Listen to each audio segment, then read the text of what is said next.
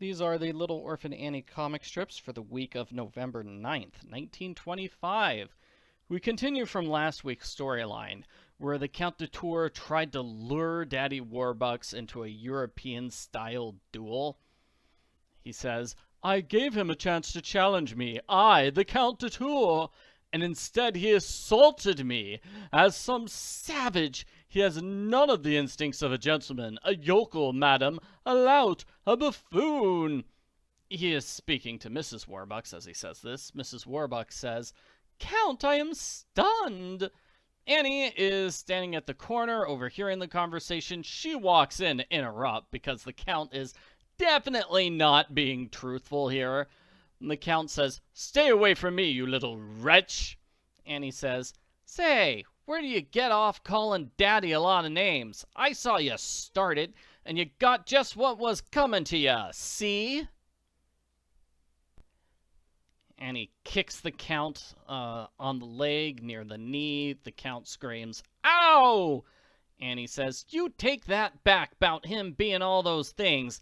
Come on, take it back, take it back." In the final panel, the Count is jumping up and down, holding his injured knee.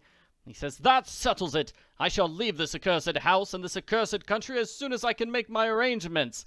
Sacramento, caramba!" Mrs. Warbucks holds her head. She says, "Oh, I think I shall go wild." The next day, Mrs. Warbucks is in her room, throwing a temper tantrum. She says, "Oliver says he isn't a count, that he is an impostor. I won't believe it. I'm not a fool. What does he know? Didn't everyone in Paris call him Count? He is a count. He is. He is. It's all because of that little hussy. The work of years ruined. The Count de Tours, my guest. The 400 was just beginning to be interested in me. I was on the threshold. Then this little troublemaker. Oh, oh, oh!" She sees Annie's picture on a nightstand. She throws her arms in the air in anger. Then she punches the picture, not as hard as Daddy Warbucks punched the Count, but still pretty hard. She starts ripping up her hair, so her hair is now a huge mess. She says, "Her ugly picture everywhere to taunt me. Ugh, I could scream. If it hadn't been for her, you'd think she was Oliver's own child, and now he assaults my guest, all because of this insignificant pauper. My hopes are ruined. It is unbearable. He has invested enough in my name to keep me the rest of my life. I'm not dependent on him. Why should I tolerate this abuse? I won't. I won't. I won't." The next day, Mrs. Warbucks delivers her ultimatum to her husband, who is sitting in a chair. Annie is standing nearby. Mrs. Warbucks says, "The Count is leaving the first of the week.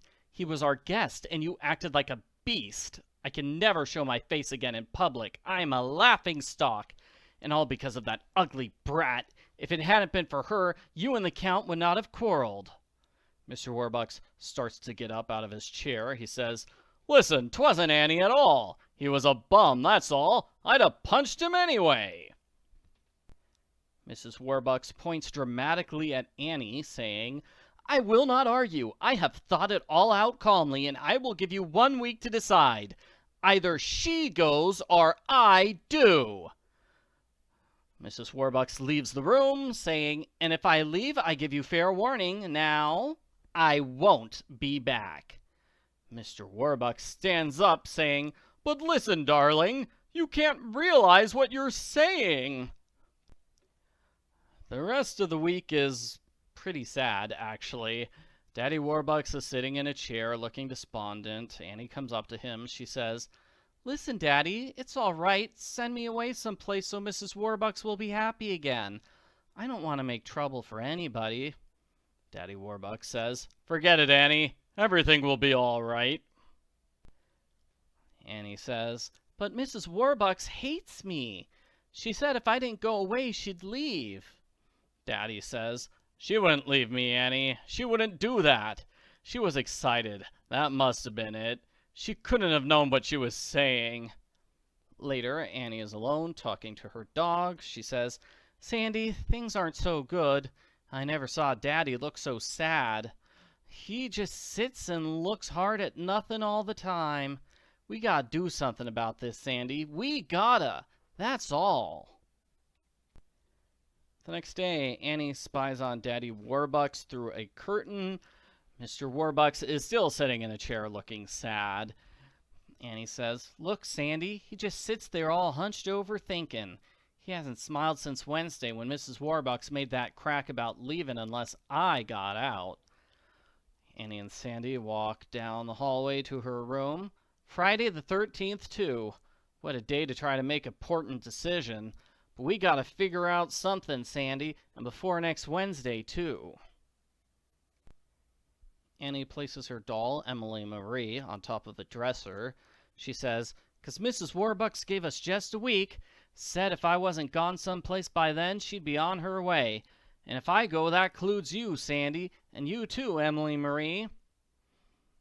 We finish with Annie sitting in a chair, looking upset. She says, "Think, think, think. We could beat it easy enough, but that hurt Daddy's feelings. We're just going to sit here till we get an idea, we are, if it takes all day and all night, too." On Saturday, Annie hasn't thought of anything. The only thing she can think of is leaving. She says, "Well, Sandy, we gotta do it. There isn't any way out, tall. I heard Daddy and Mrs. Warbucks just now, and she's sure never she's going if we don't." Annie starts taking clothes out of her dresser. She says, "Daddy was begging her, he was, to change her mind. Imagine him begging anybody. He sure is all broke up. He'll feel bad about our leaving, I know, but 'twon't be anything like if she left." Annie puts her things into a traveling bag.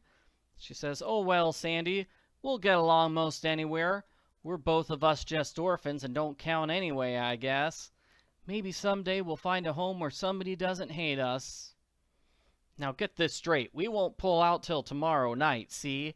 So don't tip it off we're going, or somebody might gum everything up worse'n 'tis now. But eat all you can hold 'tween now and then. You may be glad you did." And indeed, when the next week starts, Little Orphan Annie has run away from the Warbucks home.